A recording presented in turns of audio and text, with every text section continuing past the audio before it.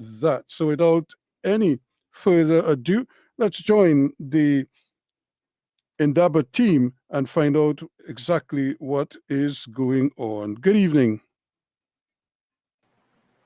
Skin at studio in Talk City 91.1 FM. Greetings to all our listeners at the radio station, the airwave 91.1, but also on YouTube and Facebook live. Welcome to another exciting edition of INDABA. As we promised you last week, we have an action-packed year this year, and we are keeping that promise. So we have our co-hosts with me this evening. I'm Claudius Fergus. We have Shabaka Kambon and Renee Francois with us this evening. And in the background, we have our producer, Mrs. Zakia Uzuma Wadado. Our guests for this evening's program, two local guests to discuss prison remand issues. About due process, equity, and justice. We have Mitima Solwazi, you'll get a fuller introduction soon, and Gerald Gordon of the Prison Association. We would then have the Africa report on the Sahelian revolution, and we would follow up with that with an exciting interview from the ground in Burkina Faso. And we are going to deal with that issues on the ground by a member of the what committee is that, Shabaka, she's on? Sankara Foundation? Is it the Sankara Foundation? I don't want to call the wrong name. That's right. The Thomas Sankara. Thomas Sankara Foundation. And of course, we have always alluded to the current revolutionary leader, Ibrahim Traore, as the second coming of Thomas Sankara. So we are going to hear the young lady in the second part of the program. So Renee and Shabaka, we would like to hear your greetings to the listeners before we introduce the guest. Well, Doc, let me say it's a good thing. It's good to see you tonight, and of course, Renee as well. It's a pleasure to be here. And of course, I myself am excited to see how INDABA goes tonight. I want our listeners to stay with us because, when we get to that interview about Burkina Faso, you get to ask, I'm going to ask the questions you wanted to ask. We've heard these rumors about this emerging leader on the continent who is putting the imperialists in their place and who has integrity and is chosen austerity over opulence and living wealthy in the interests of the people of the continent, a leader of the first class. And of course, we're cautious. We want to know. Yes. Let's not let the cat out of the bag yet, Shabaka. And so we asked the relevant questions tonight to the president of the Thomas Sankara Institute. Mm-hmm. Renee, would you like to say a few words before we get into the interview? Yes, so good night to all our listeners. Good night to my fellow hosts. I too am very excited about the Africa report. I'm very interested what the coverage is going to be like on Burkina Faso and Ibrahim Traore, as well as the interview done by Ms. Richardson. I'm also very interested to see how the discussion on prison remand goes. Having my own experience, I've had a family work in the prison service, but I also know of people who would have served time. So it's interesting to get some feedback from people who work firsthand in these institutions. And I just hope that the public, tunes in. I want to remind everyone to please, you can call 622-4911. You can call Talk City 91.1 FM and join us and be part of the conversation. or you can leave a WhatsApp voice note at 306-3687. We ask that the voice notes that you limit it to 30 seconds, but we really want to encourage the public to please be part of the conversation. Send us your opinions, send us your views. And if you're a little shy, you can always comment on our Facebook or YouTube page and let us know what you think. And, join the exciting discussion with us. Yes. Thank you very much. Let's get going. Let's have the guests. Let's have the guests. Bring them up.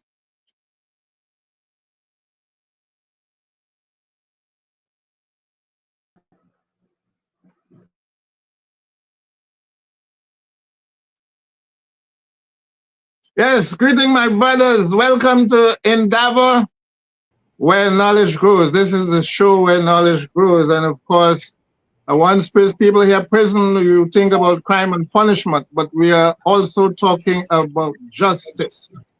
So we have our two guests. Let me introduce them. Mitima Solwazi is on the left. He's in the middle, really. Yeah. He's in the middle. And he has founded the Roots Foundation and is the program coordinator and the project facilitator, especially for youth intervention. Under his leadership, Roots has developed initiatives which utilize the oral traditions as a tool for cognitive behavioral therapy, social activism, civic engagement, art education, and literacy development. He is the resident imam at the Youth Training Center. That's YTC. I'm sure everybody's familiar with those initials. And that's the Juvenile Detention Center for Offending Males attached to the Trinidad and Tobago Prison Service. So that's an extension of the prison system. And on the right, we have someone who is always on the media. And we welcome you especially this evening to INDABA for the first time, I believe for the first time. If not, you'll correct me. President of the Prisons Officers Association. Welcome both to tonight's program. Now, from time to time, INDABA has explored the causes and solutions to violent crime, especially among the youth, and especially among African youth in Trinidad and Tobago. This evening, we are going to talk about our prison system and the objectives we have, the reasons for the challenges linked to inequity and injustice, particularly in the remand section of the prison. So we are going to look at some of those challenges and how the prison system dealing with it, but we may also touch on how the prison system is dealing with prison officers, because it's a very, very stressful situation that they work in. Now, I see the current prison system as a ghost from the colonial past, but with all its physical structures intact, special kind of a ghost, historical ghost. Prison was an integral extension of the plantation system. I'm not sure how much of that our guests are aware of, but enslaved persons who ran away and were caught were chained and tortured in that Port of Spain prison, which was under the control of the Cabildo. That was the town council, as it was called in the Spanish days, but carried over into the under British rule. But it was directly under the command of the governor himself. And we know of the tyranny that they experienced under Picton. I'm not going into any details. But in the prison, even free blacks and free mixed race persons lost all their rights. All of the rights. So they were no different from slaves. Now, there were also private prisons on every plantation, particularly the big plantations. Now, these were not called prisons. They were called hospitals. Interesting. But it was in the hospitals that resistance to the slave system were chained to their beds in bed stocks. They call it bed stocks. They call it hand stocks, foot stocks, neck stocks as well. So often when you heard about people in the hospital, actually they were in prison, the plantation prison. And we know of the chain gangs, that term, the chain gangs, that speaks to the continuation of slave labor in prison. And of course, the situation in the United States is well known, where the states exacted unfree labor or slave labor after emancipation. And I think it was very little different in Trinidad. I can go on, but let me bring in my guests. And my first question for tonight has to do with the prison population, the nature of the prison population. Of course, you can correct me wherever I have a misconception of things, but I believe there are two main categories of people who are inmates, if that's a correct term. You can also correct me. Those on remand and those who are convicted. So could you give us an idea of the number of people who are in remand in relation to those who are making a prison term, that is the convicted ones? Could you talk to the main social classes of the prisoners? What social class particularly do they belong to, right? Do you find people who have committed white-collar crimes in the prison? How many of them are represented there? What about the age group? What is the biggest age group you have in the prison, both for males and females? And tell us about the ethnic representation in the prison. What are the dominant ethnic groups you have in the prison? And who wants to go first? Prison officer. Good night. Prison officer Gerald Gordon. I think you are the best person to start speaking. So so welcome to the program. And any of those questions or all of them, if you want to repeat, I can do that, but try and address some of them. So good night to the listeners, the viewers, you, Dr. Fergus, Mitima. So yes, you are right. The prison generally is separated into two classes, if we could call it that, two classes. So we have convicted individuals who are further classified and separated, star prisoner, star convict, ordinary, and all these sort of stuff. And then we have our remanded population. Currently, the remanded population outstrips the convicted population, where now we are seeing, I would say, about 2/3 of the entire prison population, could be a bit more than that, being remanded individuals who are awaiting their day in court.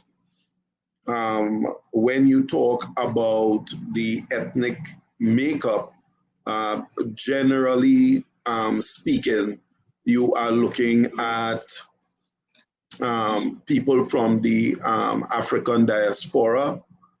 Basically, we have, being Trinidad and Tobago, you know, we have our mixed individuals. And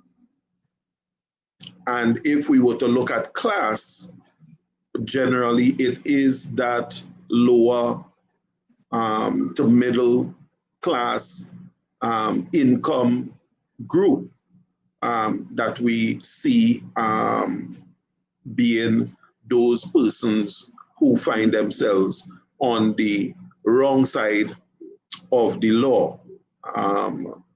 But one of the things that I think a lot of people also miss is that we have a high level of young people who are orphans. And it has been my experience that some of them make their way to prison, and we as a society are failing from the get-go, because I always say you judge a society and how it treats with and addresses the challenges of the less fortunate. And certainly Trinidad and Tobago does not have a stellar record at all in dealing with those people who know no fault of their own, because children don't ask to come here.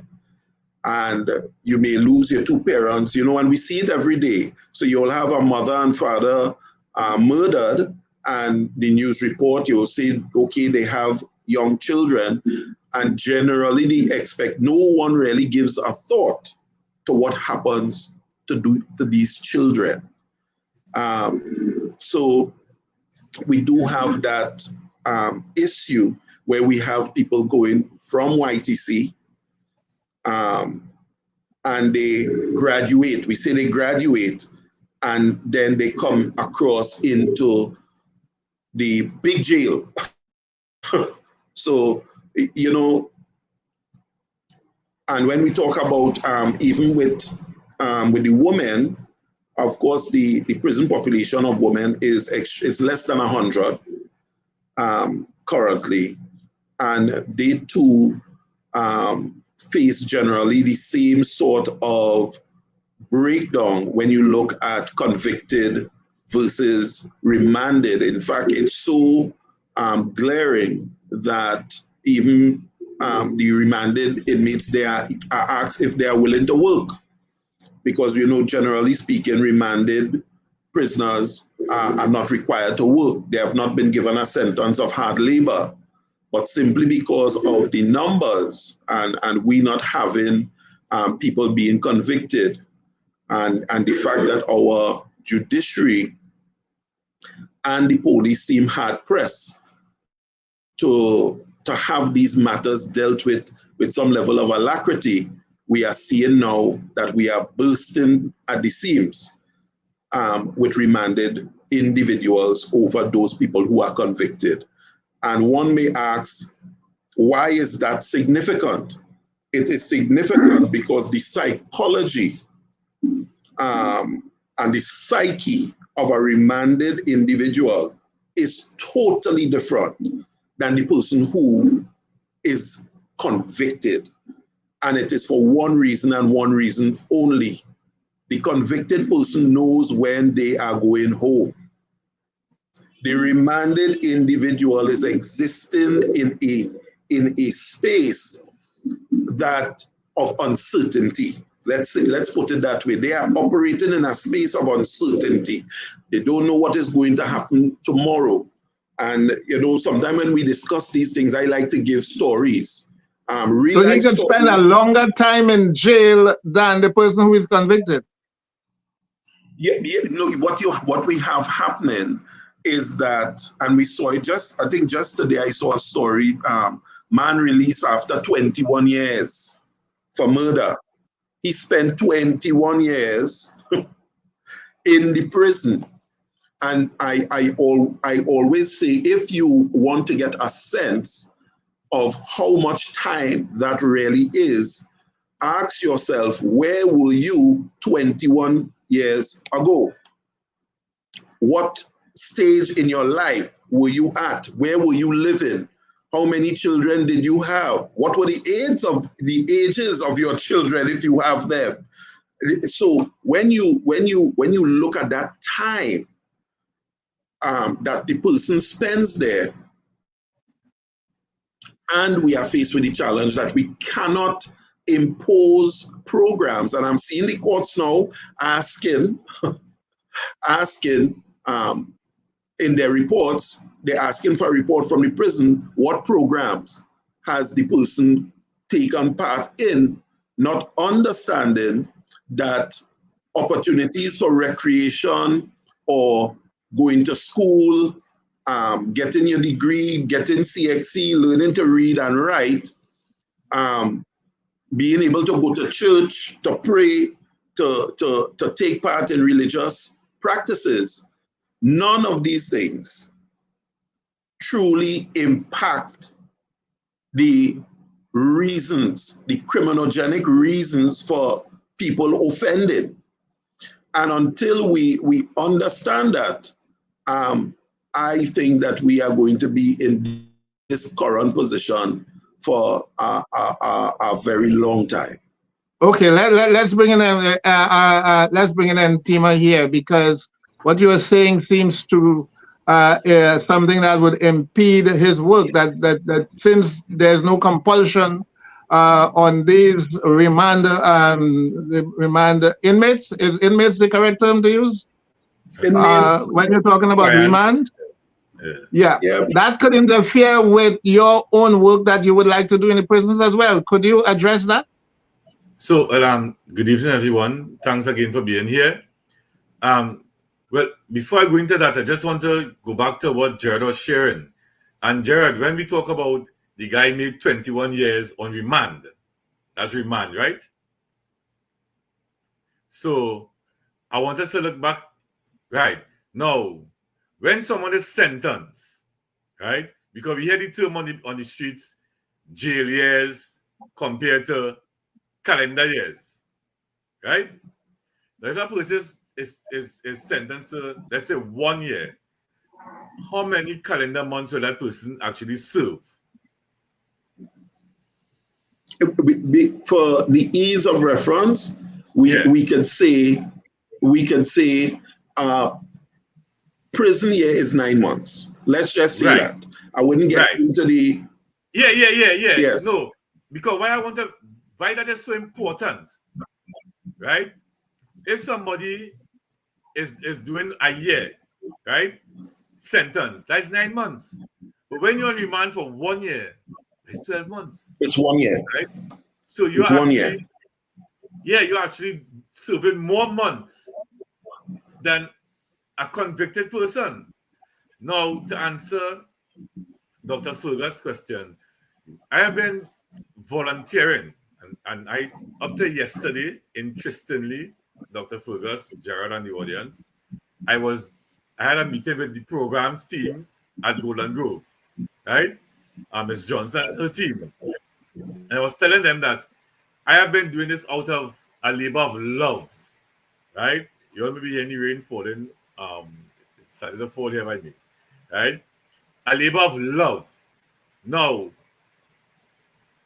when I started to work, I call it work at YTRC, which was YTC. It's now called Youth Transformation and Rehabilitation Center, right? What you are speaking about, Dr. Fergus, and I was sharing this with Gerald before we started the show. Remanded lads, we call them lads or clients, they were not allowed to participate in programs, right? So they would literally be in a cell or in a dorm, or if you want to describe it, I could have dormitories and they also have cells, like down what you call reflection now, which was called cell block previously. Yeah. Gerald, I lived there, no. I lived there since 2005, right? Now, they would spend 23 hours inside and 1 hour airing, right? That is outside of diet time or visit.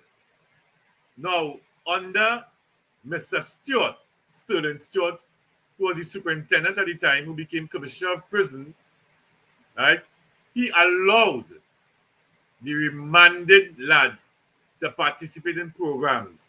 But as Gerald just mentioned, they could be on remand for 1 day, 1 month, 1 day, 1 week, 1 month, 1 year. It's very unpredictable because once they get bail, they're gone.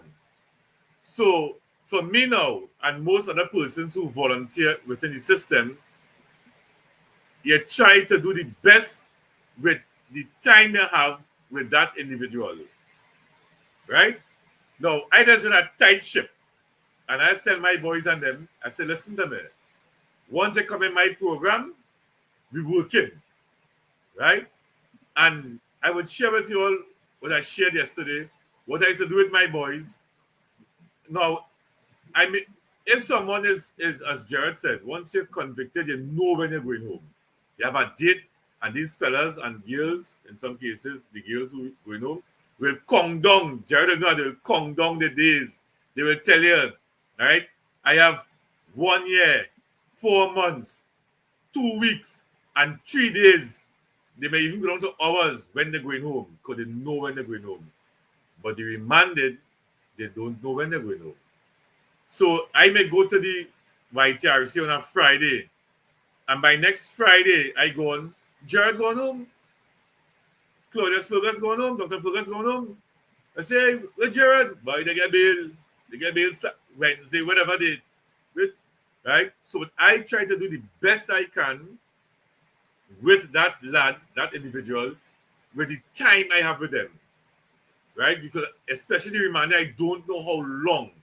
So I don't want to say a little more hard on them, but I go more harder on in terms of what I try to impact on them, because you might go home just now, right?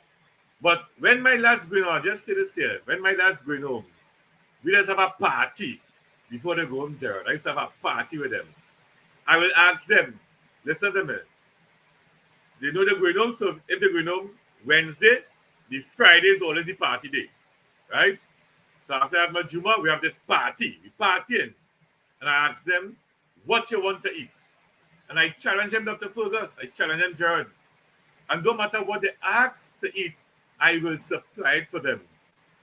Because I tell them, I am teaching you and showing you I could deliver. So when you return to society, you have to deliver, right? And then I ask them 3 questions. 1, what life lessons did you learn? Because they will learn a trade, a skill, but I want to know what life lessons did you learn whilst in here. Number 2, what did somebody say or do that impacted your life positively?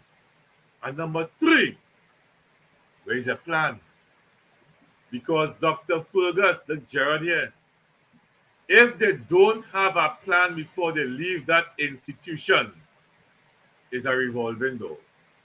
They will come right. Listen, I think we have to bring you, the 2 of you, back, because it seems quite a lot more than I would have anticipated, in terms of the seriousness of the situation. But I just want to say, I would have wanted you to address it, but we wouldn't have time. But while these young men are making 21, 30 years, depending on whether you add the three months per year, because 21 is about 28 years actually that they would have spent, they would have been sentenced to if they spent 21 years straight.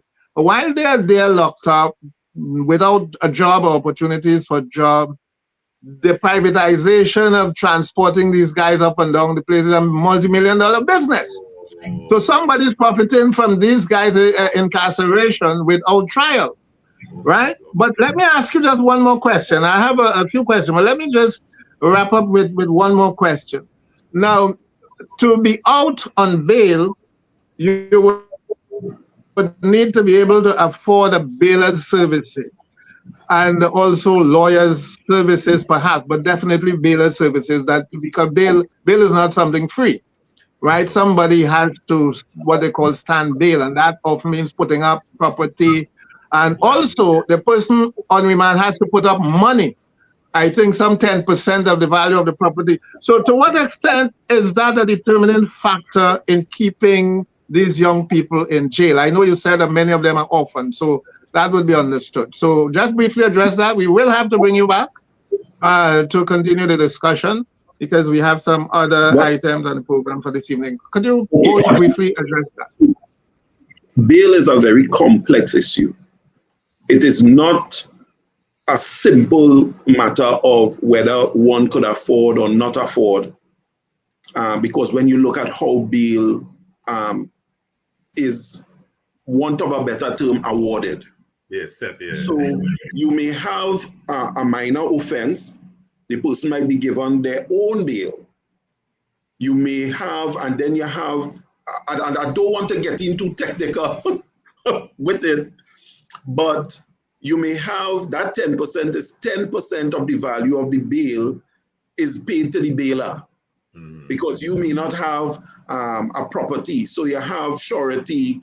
There are instances where you may have to have what we call a clean deed, which is a deed that is not attached to any other bail situation. But what I would like to say is this, and you're touching on it in the sense when you talk about the prisoner transport, but that is not the only issue. They are providing a service, but the issue is this: who become magistrates, lawyers, who become judges, lawyers. If we operate in a system where every time I appear, you have to pay me, that is my bread and butter. Whether it be to facilitate an adjournment or to engage the court in presenting your defense, there is a lot of money being made. And there's a question I have always asked. And here my question. I put in a question now, Dr. Fergus. Here my question. You are locked up for a capital offense. Let's say murder. We already established that you come from a depressed community. Let's just say that. Let's say middle income. They said you go to an attorney, the cost to do the matter, in fact, the first visit may be $4,000, $5,000. And depending on the attorney, you remember attorneys have their tariff. So based on how long they're practicing, if there's a senior counsel, the money changes, it goes up. Yes. But let's say to do the matter is going to cost $180,000, which is not foreign. The attorney requires $50,000 to commence. The question that I have always asked is that if I go to the bank with $10,000, I have to fill out a source of funds. Listen to me careful, follow. But I could go to an attorney with $40,000 cash, $50,000 cash. No questions asked as to where did I get this money. And the attorney could deposit this money safely into his account because it's a business transaction for him. He has his business account. It's not his personal account. He has his business account and he deposited there. He fills out, yes, it's part of fees received for services dispensed. And the question I continue to ask is this. Is the system that we are beholden to in Trinidad and Tobago facilitating criminality? Because where did I get that money? Not one time, not two times. Is it a money lender? Is it? Gentlemen, we have to wrap up now. We have to wrap up now. I'm sure we have to bring you back. And so I will just bring in my co-host Shabaka briefly. We really have to close this segment, but I want to ask you to return as soon as we can arrange for a suitable time on another program. And I'm sure you would be willing to come back to continue this conversation. Perhaps we would have to slot in a much longer time for this discussion. Shabaka? Yes, I just want to congratulate Mr. Gordon for asking hard questions. That tells me something about his character. I do have some questions about some of the things he said, some of the things about said by Brother Solwazi, but of course we'll save them for the next program. Thank you very much, gentlemen. Yes. Thank you, gentlemen. I'm sorry we have to cut off this section now, but we do have two major items on the program again before we wrap up at 9 o'clock. So I apologize for that, but we will have you back to continue the conversation. Thank you very much. Oh, Dr. Fergus, I wouldn't even raise the questions that I have now because we have to raise those when we have that. No, I have some critical questions too that I was saving for later. Yeah, but we need a longer program for this. This is much more important than I thought. Yeah, from what has come out there, the thing is much more serious than I thought. Indeed. Okay. Yeah, this is a prison system. This is a criminal system. It's a criminal system these guys are operating. And I think you did a good job of introducing the subject in such a way that we could look at it critically. Yes, so we move now to the Africa report, and this is an update on the revolution that has been ongoing since at least this phase of the revolution, because from time to time we have had revolutionary movements in the Sahel and other parts of Africa. But this has been going on since 2021, starting in Mali. And now, although we say the Sahel is that territory between the Sahara and the Savannah. In Africa, it spreads right across from east to west. So that's the zone we are talking about principally, but it also covers part of the Savannah as well. But we do mention Sahel here. It's a climatic and a vegetation zone between the Sahara Desert and the Savannah lands of northern Africa.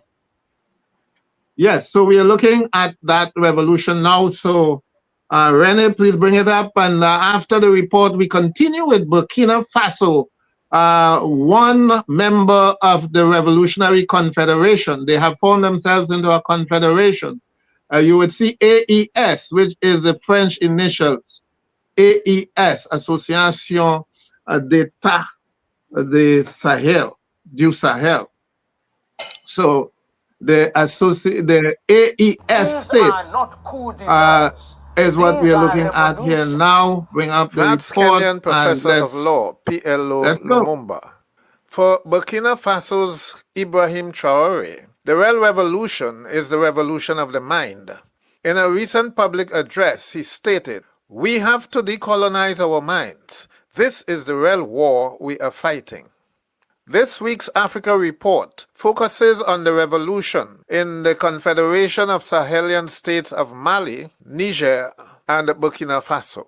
History has shown that the most successful and longest-lasting political revolutions are those that extend the ideological boundaries of the revolutionary state and build up like-minded ideological allies.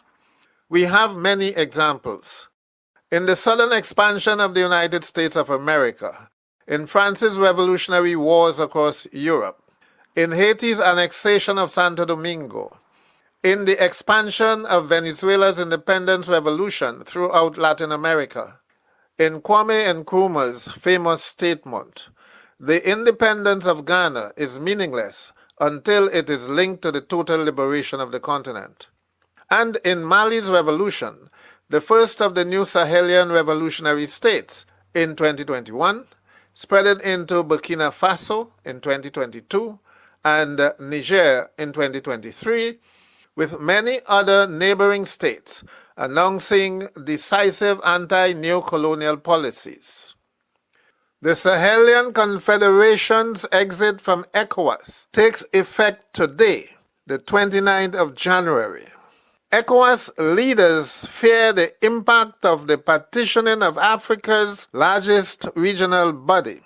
Therefore, in mid-December last year, they agreed to a grace period of 6 months for the Confederation to reconsider their decision to go their own way. For all of these leaders, I think the decision has already been taken. Backward, never. Many ECOWAS leaders are, however, in a dilemma.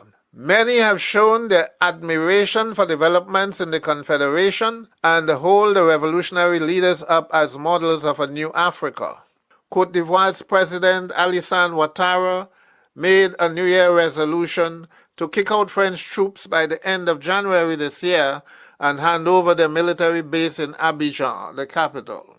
President Bassirou Faye of Senegal frequently visits the revolutionary countries and in December last year told Macron that French troops are no longer wanted in his country and must withdraw in 2025.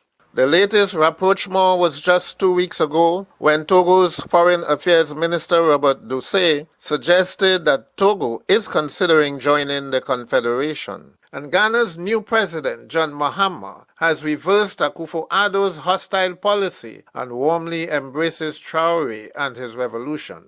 To underscore the confidence in the future of their revolution, the Confederation of Revolutionary States launched a common logo in late December 2024. At the center of the logo is the iconic baobab tree bathed in Sahelian sunlight. The 3 stars above are the 3 member states of the Confederation, but the people gathered below, sheltered by the baobab's leaves, are symbolic of one polity, one people with one destiny, which is enshrined in the watchwords, un espace, un peuple, un destin. Of greatest importance is the transformation and development of these countries, socially, economically, educationally, infrastructurally, and constitutionally. To maximize investments in development, African countries must control their resources or ensure maximum benefits from foreign exploitation. The rules of the game must change and must be dictated by Africans, not the imperialist exploiters. Niger is Africa's 2nd largest producer of uranium after Namibia, while Mali and Burkina Faso rank among the top 10 gold-producing countries in Africa. Gold is the largest revenue earner by far in Mali and Burkina Faso, but the greatest beneficiaries have been the foreign mining companies. Control of their mineral resources and adding value to raw materials in general are major goals of the revolution in all these countries.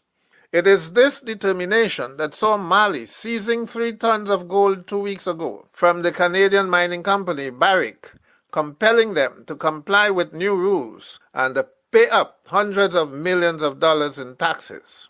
It is obvious to all, however, that Burkina Faso is the centerpiece of the revolution, led by the world's youngest head of state. Ibrahim Traoré has revolutionized the healthcare system by establishing mobile clinics in remote areas and supplying them with solar power. In education, Traoré is moving ahead to replace French with the country's national languages as the languages of instruction in schools. French will be retained for a while, but demoted to merely a working language, while these national languages will become the official languages, just as in South Africa, with 11 official languages. Traoré also implored teachers to be psychologists to help students heal their emotional scars and rediscover their sense of self. The most dramatic event since our last update was the appearance of Ibrahim Traoré in Ghana for Mahama's inauguration on the 7th of this month. After publicly declining Mahama's invitation, Traoré made a dramatic entry onto the Kotoka airport tarmac in full military gear and carrying his trademark sidearm, along with several armed Burkinabe soldiers and Secret Service agents, as well as a convoy of Burkinabe-registered vehicles. Ghanaian protocol officers were visibly shocked to see him. Traoré has already survived many assassination attempts. Former President Addo, who was very cozy with French President Macron, had falsely accused Traoré of harboring Russian mercenaries. So Traoré was taking no chances with his security in Ghana. Even while seated among dignitaries, Traoré appeared to be furtively scanning for potential assassins. But the fact that he was allowed to attend the ceremony fully armed speaks volumes to the different attitude of Mahama toward Traoré and the revolution. Nigeria's President Bola Tinubu was also expected at Mahama's inauguration, and Traoré must have recalled that it was Tinubu who had secretly planned to invade Niger and was also cozying up to France's Macron. It was better to be safe than to be a dead hero. The Ghanaian public, who resoundingly voted out Addo's party, was ecstatic and jubilated in seeing Traoré in person. All revolutions must confront the counter-revolution that they provoke. In the case of the Sahelian revolution, the most obstinate counter-revolutionary is France. One day before Mahama's inauguration, President Macron jingoistically insulted and tried to rebuke Africans for disloyalty to France. The backlash was fast and furious from African leaders, journalists, activists, and academics. Prime Minister Sonko of Senegal said scathingly that France lacks both the capacity and the legitimacy to secure Africa militarily and politically. Chad's Prime Minister Alamé Halima said that it was Macron who was the ingrate because he conveniently forgot that Africa deployed over 200,000 soldiers to liberate France from German occupation during the Second World War. And of course, over 30,000 Africans fought in France in World War I against Germany. And Lumumba reminded us that Macron is not the main problem. Rather, it is the mindset of African leaders. We must decolonize our minds. You don't need Macron. You don't need any president to tell us in Africa how we can make our own peace.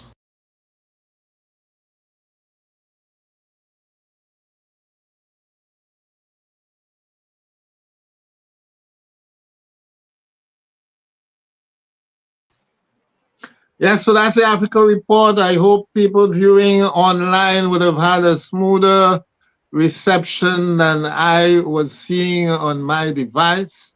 I don't know what you were seeing on Shabaka, but it was very jerky on mine. I don't know if it is my own internet or if it is a problem somewhere else. Perhaps it's your connection, Doctor. The Africa Report was quite smooth.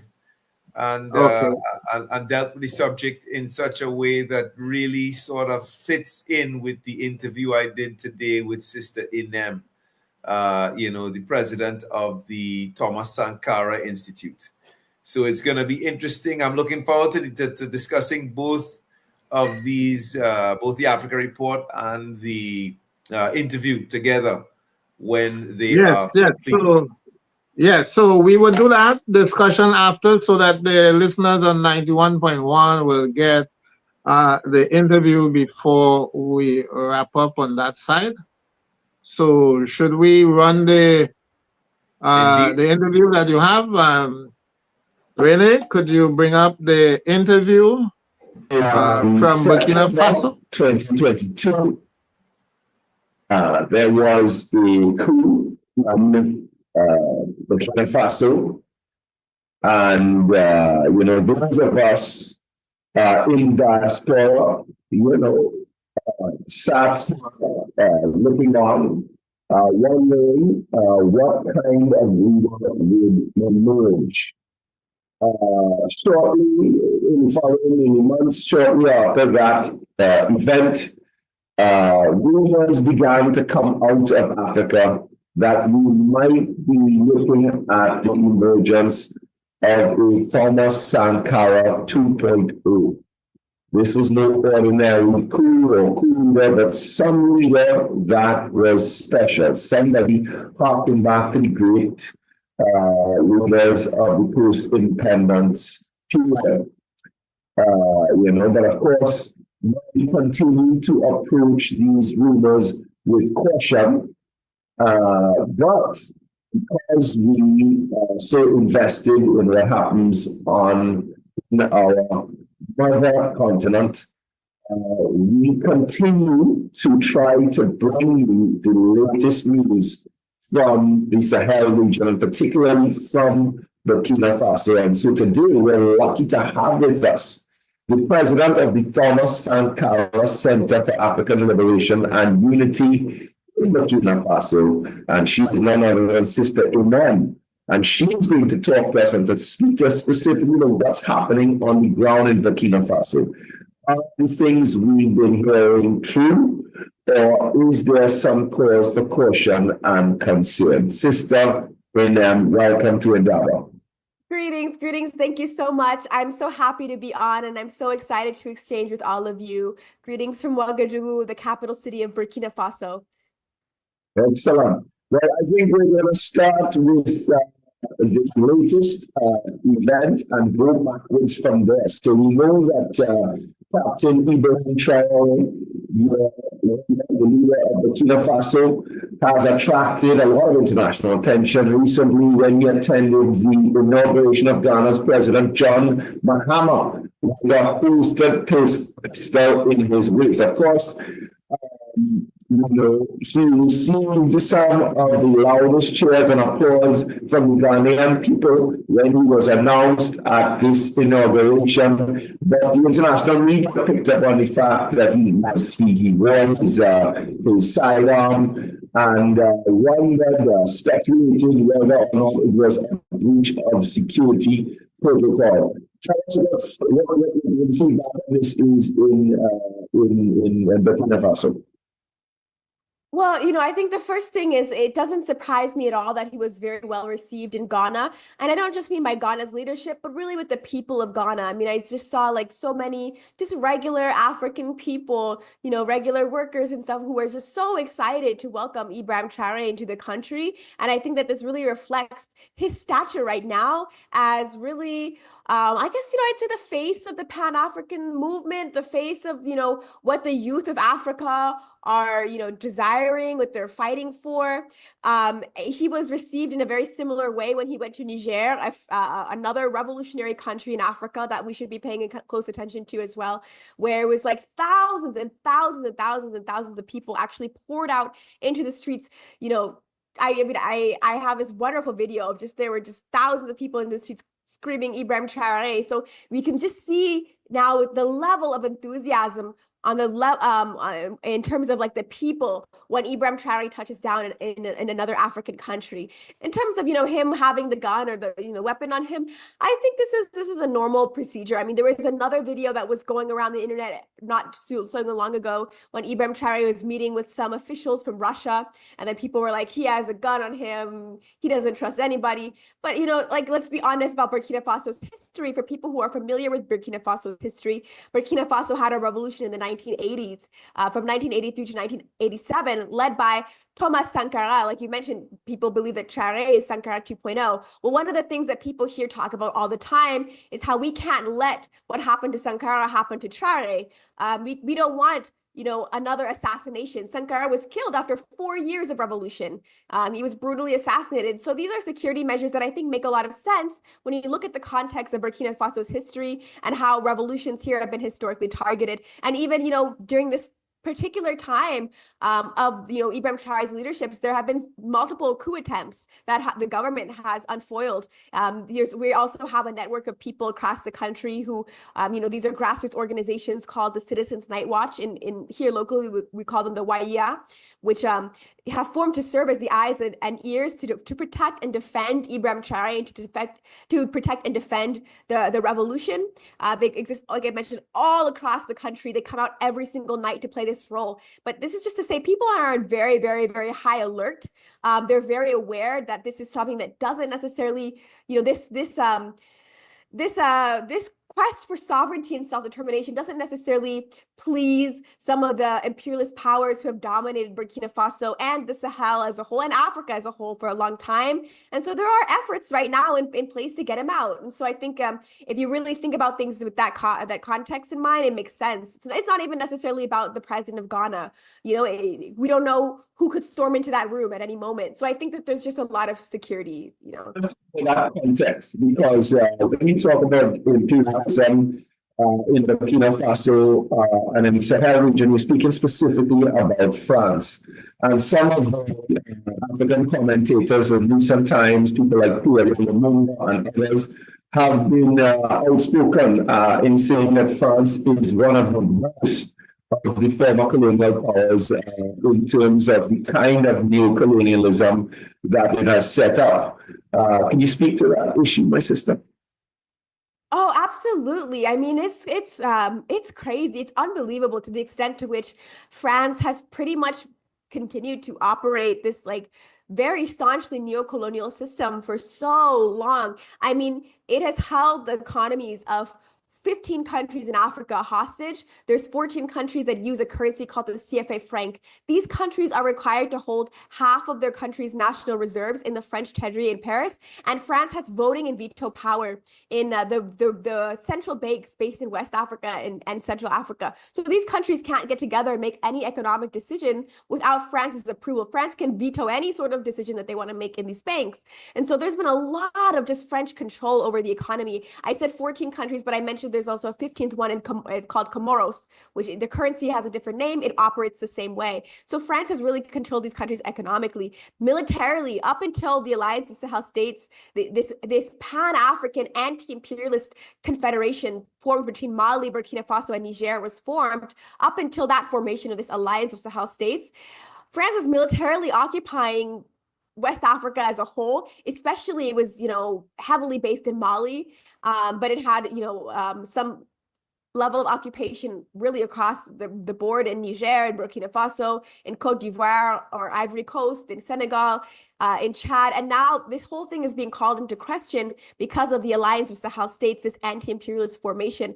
Most of the companies, the multinationals that dominate across West Africa, particularly in the French-speaking countries, are French-based multinationals. So, if you make a phone call, it's with a French-based company called Orange. If you watch TV, it's a French-based, telecommunications company called Canal. All sorts of things. The banks, you go to the bank to withdraw money, it's like Société Générale, a bank that's based in France, or their headquarters are there. So France really has dominated this part of the world and controlled the resources. I think one of the countries that is really important to pay attention to, along with Burkina Faso, is Niger, because Niger has nationalized its uranium mines. Niger is one of the countries, Burkina Faso too, the two countries share this in common, but they are ranked by the World Bank. I don't typically trust the World Bank, but I think this particular statistic is worth pointing out as two of the countries with the lowest rates of access to electricity in the world. About 80% of the people who live in Burkina Faso and Niger do not have access to electricity. Why? Well, Niger has uranium. I mean, what do we do with uranium? Uranium has been used.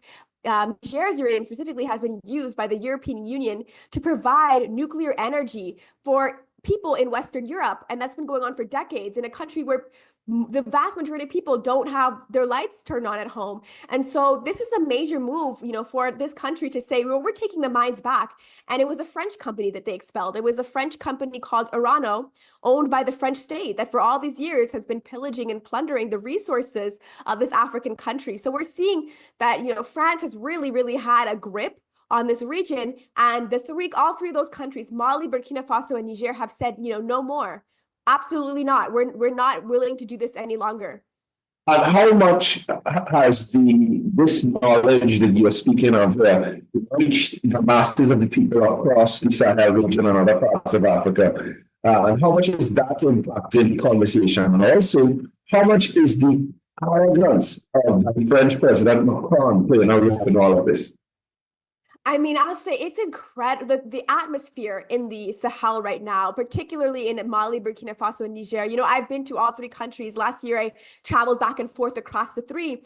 The energy is just incredible. People are fired up. It's incredible to be around so many people who really, really have their eyes open and know what's going on and know it in a very clear way. And, I live in just a typical working class neighborhood here in the capital city of Ouagadougou. I can walk down the streets and talk to my neighbors, and all of them can talk about how, French has control of resources. No more, we don't accept it. I want to point out something else that's very important that people need to understand. And I'm not just saying this. I'm not the one saying this. Mali's government said this, and they said this at the United Nations General Assembly in 2022.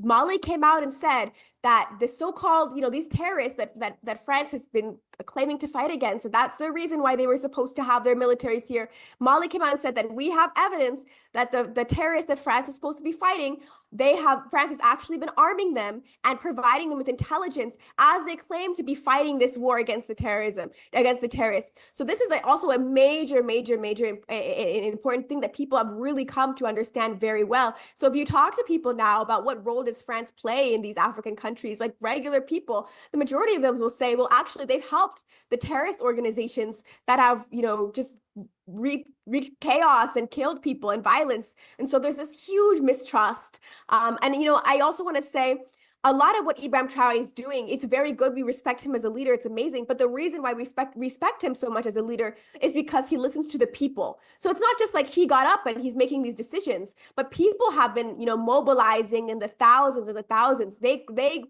people took to the streets and they said, we want to kick out the French military. We want to collaborate, and create this alliance of Sahel states. We don't want to work with these sort of Western countries. And he followed what the people were calling for. And so it's not just him. People need to understand it's really the people who have made these decisions. And we like him and respect him so much as a leader because he listens to what they want. It was the people who burned down the French embassy in Ouagadougou. They burned it down. They did that. They did it in Niger. And they did it in Mali. So it's not just something from like the top down. It's also the people who are doing this. That politicization coming from? I mean, is it the work of activists like yourself? Is it how people becoming politicized? Because typically, in Paris, do not make every effort to make sure that the people remain ignorant about approaches, their policies, and actions in the territory. Oh, sorry. I think I had a problem with the audio. I didn't really hear the question well. What I'm trying to find out is to see the politicization, that strong politicization that you're seeing right across the Sahel region. If it doesn't come from these three leaders, if these three leaders are a reflection of the manner of the people, where does that will come from? What is it tapping into? Where is it getting its sustenance? Okay. I see. Yeah, you know what? The history, I think a lot of it is also the history of the Sahel is very revolutionary in many ways. People tend to know the most about Thomas Sankara, and that was very recent. This is recent history relatively. It's the 1980s. So there's many people around me who were alive and they grew up during Thomas Sankara's era, or, there's people who are even older who themselves were active in that revolutionary struggle, that revolutionary period. So I think people have grown up with an understanding, a consciousness that another type of reality, another world is possible, that we don't just have to be, in this neo-colonial sort of French domination, or like in France's hands. Thomas Sankara gave us another model. Mali has something similar. Because for my audience here, my show, there is some knowledge of Thomas Sankara. But for those who are now tuning in for the first time across the diaspora, across the Caribbean, across the Americas, across the world, tell us a bit about the great revolutionary Thomas Sankara. Okay, so Thomas Sankara was a revolutionary Pan-Africanist, socialist, anti-imperialist leader. Some people have called him the African Che Guevara. Other people have said, we shouldn't call, he's his own person. But I think, especially for a Caribbean audience, that gives a really good idea in terms of, who he was and what he represented, because he really was inspired in a lot of ways by the Cuban Revolution, as well as other Pan-African leaders from the African continent who came before him, like Kwame Nkrumah, Patrice Lumumba, and others. He was somebody who, he came to power via coup d'etat. He was a soldier like Ibrahim Traoré, and like the other two presidents in the Alliance of Sahel States. He was a soldier, and he took power in 1983, and he instituted what he referred to as a popular and democratic revolution. And there were all sorts of changes that happened during that 4-year period before he was assassinated. There was campaigns for food sovereignty. There was literacy campaigns. There were public health campaigns. There were, people were going out planting trees to prevent desertification. This is a big problem in this area with climate change. There was land reform. A lot of people also became homeowners for the first time, and a lot of the sort of exploitation in the countryside. In terms of these farmers, it was ended, and they were also able to have some control over their own farms, but also in a socialistic type of way. There was a women's emancipation campaign, so women were elevated to high status. So it's very, like I mentioned, very inspired by Cuba. They had committees for the defense of the revolution. If people are familiar with Cuba, they'll know that exists there. So it was a revolutionary period that really, really shapes Burkina Faso to this day. Yeah, so we know that Sankara's leadership was marked by his own personal austerity. He he did away with the typical, post-colonial leaders lifestyle with fancy suits and fancy cars and so on. And he seemed to have insisted that his own cabinet not drive those kinds of cars either. In fact, I think, from what I understood, he had them all parked up in a lot, and left to be derelict so that people wouldn't have this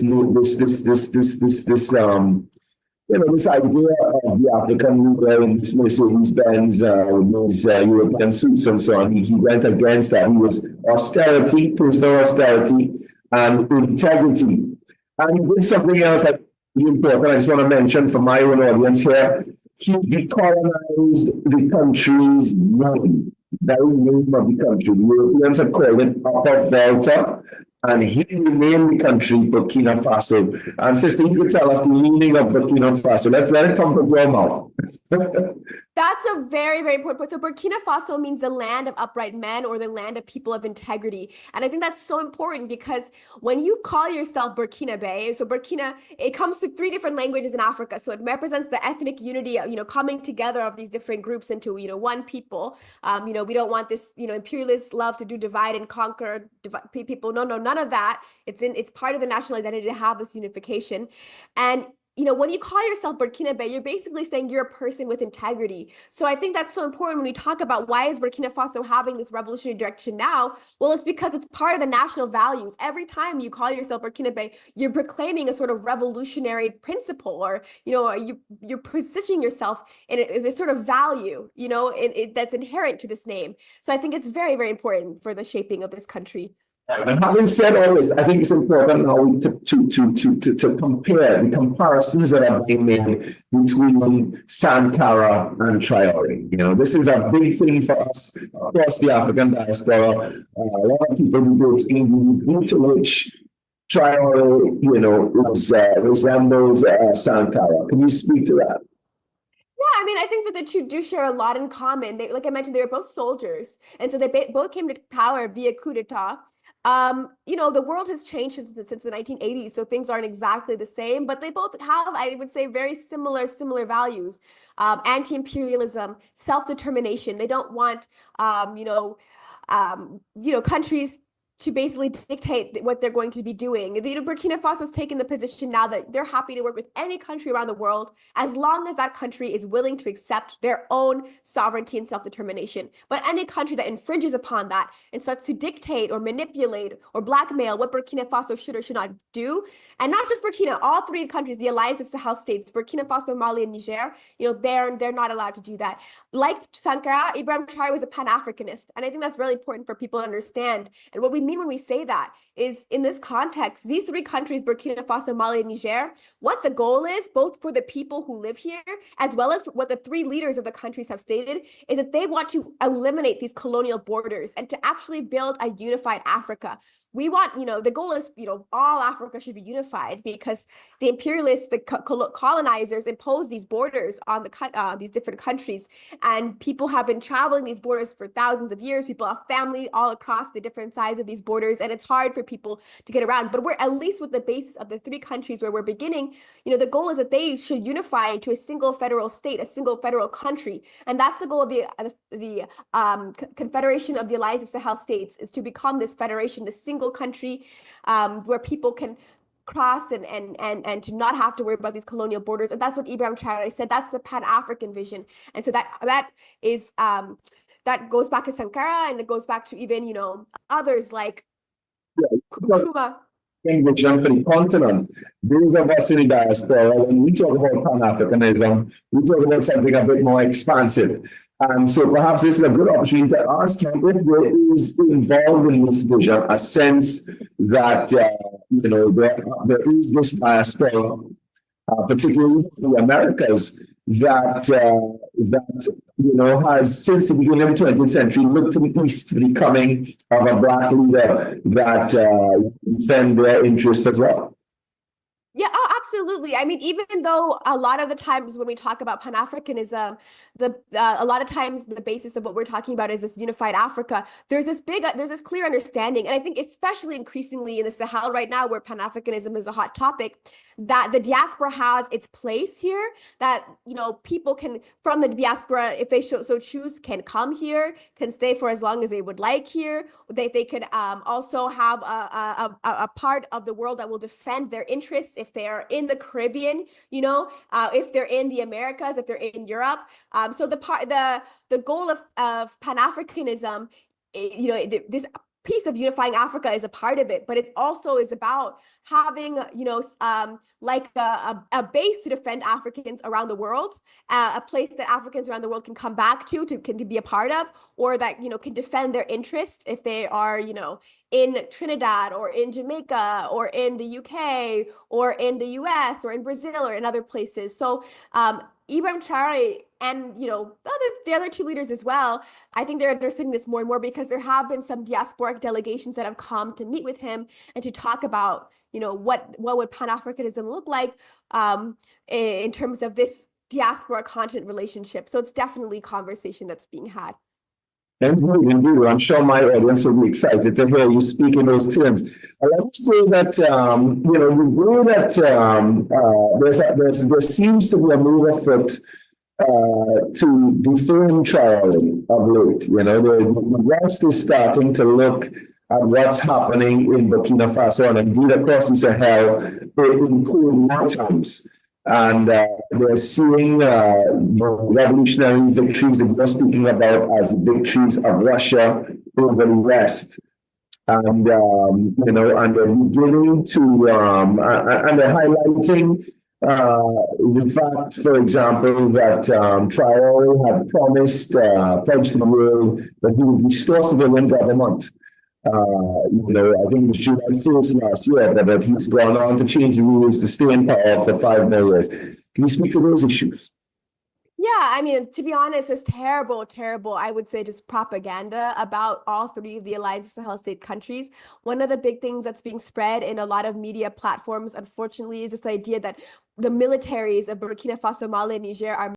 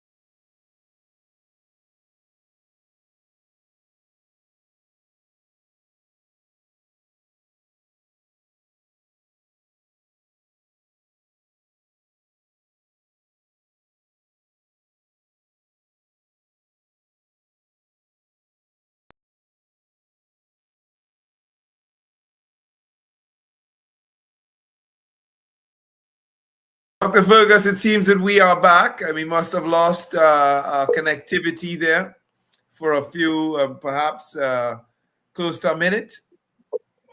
But we may be back live right now on air. I was wondering what happened. I was now trying to call Sister Zach to find out what happened. Yes, so we are indeed, I can confirm that we are indeed live again. And, just for those who are tuned in and listening, the point that our dear sister NM was making was that, she's, disgusted by the kinds of reports she sees coming out in the international press about the Sahel region, about these leaders massacring members of their own population and so on. She says she's been there in those very locations where these reports have suggested there are these atrocities taking place, and there's nothing of the sort. And she also pointed out that Traore actually tried initially to change the time that he was in office to 3 years, to extend his rule to 3 years, and that there was such an outcry from the masses of the people for him to stay for 10 years that he compromised and went with 5. And she gives some details about how that played out. So she responds to those questions there in the last segment of the interview. So I suppose we can leave it there for now. There's a lot to chew on, in that thing. First of all, let me just thank that sister NM for joining us today to share from the continent of Africa. It's always a pleasure for us to have the opportunity to interact with our brothers and sisters on the continent and to get those details from the masses on the ground. So it's been a genuine pleasure to have the opportunity to chat with her. So I want to thank her if she's tuned in for joining us, and of course to invite her and her colleagues from the Thomas Sankara Institute or Center for Liberation and Unity to continue to share with us here on INDABA. So Dr. Fergus. Thumbs up for a great interview, Shabaka. Thumbs up. Great interview. Yeah, brilliant, articulate. Yes. I took note of a few points that she raised. She talked about terrorism, and I interpret that as a function of terrorism in most of Africa is a function of Euro-American predatory capitalism. Of course, she didn't say it in those words, but that's the understanding that I got, where human lives don't matter except, it's white lives. So wherever you have minerals, large deposit of minerals in Africa, you have these extreme expressions of lawlessness and terrorism.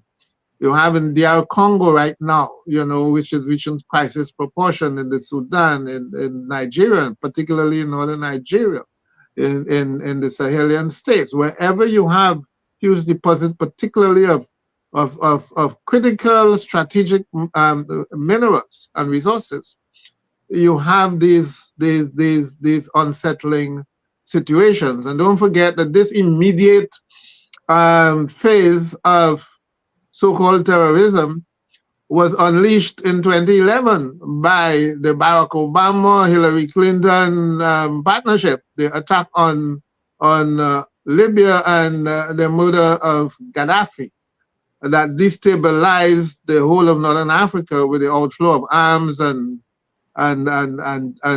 jihadists, the sudden upsurge of jihadists and so on, but particularly the outflow of heavy weapons of war flowing into the Sahel. That started at that time, particularly at that time. Another point that she raised and that I interpret in my way is that with respect to the security apparatus for Traore and the necessity for that, particularly within Africa and within West Africa, not only because of the way Thomas Sankara was taken out, but the way that all progressive leaders in Africa have been taken out, And if the revolution is to be destroyed, then the best way is like shooting a man in the heart to kill him. The best way, the fastest way is to take out Traore. The fastest way, the most effective way is to take out Traore. And no wonder he is the one that has been targeted most frequently for assassination, And I want to recall, and I would land with this one, because it's very telling. Because, we despise Trump, for good reasons, but the man speaks his heart. He speaks his heart. And what he said recently, I think just last week, is that the United States must seek to destroy China because China's economic success naturally makes it the number one enemy of the United States because it threatens United States global economic and financial domination and so on. So it is that kind of context. If Africa is really to exercise sovereignty over not just the territory, but over its resources, then Western capitalism is over. It's finished. They cannot allow that to happen. At least the efforts must be directed to ensure that doesn't happen. And this is what people like Traore, are actually doing, taking them on fully and making a success out of it. So I wouldn't be surprised the Sahelian leaders would be the number one targets for undermining regimes in Africa, for assassination and whatnot that comes with Euro-American imperialism. Yeah. Well, these are very interesting points that you've raised here, Dr. Fergus. I wasn't aware of those statements by the American president, the new American president. Yeah, he said it. It'd be interesting now to go and have a look to see what was actually said. But he said when he was there the last time, that the reason for going into Iraq, why withdraw? We went there, take the oil. And he said the same thing about Venezuela. Let us take the oil. The oil is there. Let's take it. Let's invade Venezuela and take the oil. And whereas people would bring all kinds of excuses about democracy and human rights violation, Trump puts it bluntly: it's the oil we are after. Let's take the oil. Wow. Right? And as far as the Sahel is concerned, the goal, goal is the foundation of global economic stability, trade, and everything. Gold. And Burkina Faso is number 2 in Africa. No, Mali is number 2.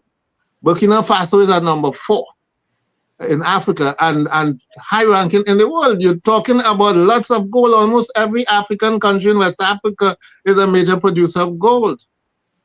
And it's important to keep that gold flowing out rather than benefiting the people. Indeed. So it's going to be very interesting for us to follow up what happens. Yes, nationalization frightens them. It frightens them. They don't want that. Nationalization frightens these imperialists. Yeah, not just nationalization of the raw materials, the mines, but the extent to which these African leaders can refine the minerals that they are nationalizing and turn them into commodities for the international market, to sell them at a higher value than they're being sold right now, to get those companies that do continue to mine in their countries to pay the kind of taxes that they sign up to pay in the first place, because there's a lot of on the continent of Africa, there are lots of companies that abuse the weakness of the African states and don't pay the taxes that they have contracted to have to pay. So all these things. And not only that, a lot of them enjoy tax exemption, right? Because that is one of the things that they have withdrawn in some of these states, ending tax exemption status for a number of those foreign companies. Yeah, well, I'm saying even beyond the tax exemptions, where they do have agreements in place to pay taxes, they don't pay the taxes, and so these are all parts of the problem. But one of the frightening things for me in that interview was to think about the fact that you had the French using the Islamic jihadists as the principal reason for maintaining bases in these countries to help protect the people from this surge of jihadists from the north. And, could it be true, as the Malian leader said, that they were at the same time arming these jihadists, claiming that they had proof? The Malian leaders, according to Sister NM, claimed that they had proof that the French were actually arming the very jihadists that they were fighting against. And of course, you see... But that's not something so difficult to believe. All of them say the same thing. remember what happened in Afghanistan. What was happening? The Americans were actually financing the guys to fight Russia. They were financing, then they moved in to fight them. The same thing happened between, in most instances in the Middle East, you find it happening all the time. They finance one side against another.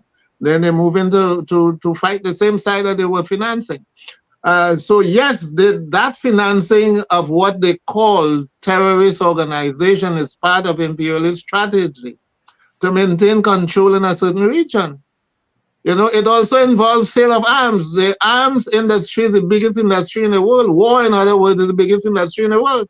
And it's necessary to keep a lot of places destabilized so that you keep supplying them with weapons.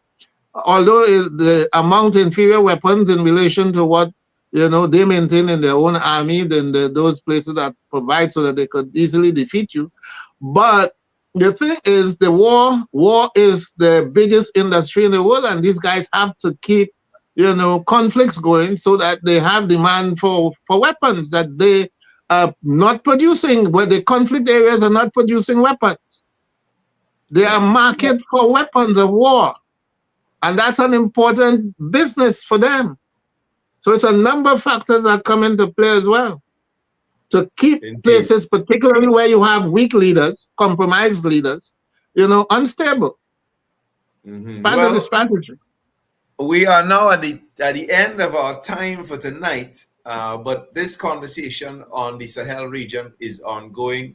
The developments there, you know, continue to occupy our attention, and we will continue to do our best here at INDABA to ensure that our listening audience is well aware of the latest developments as they pertain to the continent of Africa and, of course, to the diaspora.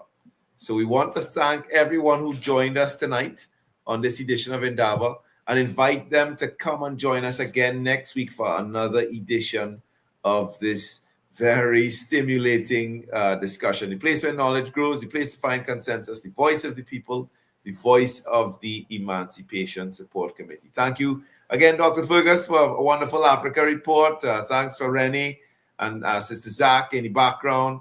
And special good night to all our listeners.